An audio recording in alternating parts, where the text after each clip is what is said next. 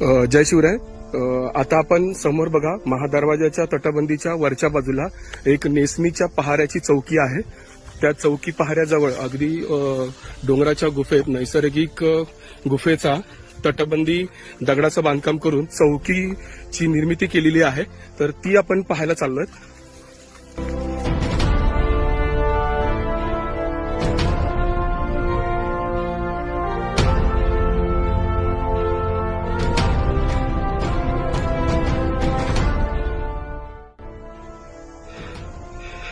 समोर तिथे आपल्याला जायचं आहे.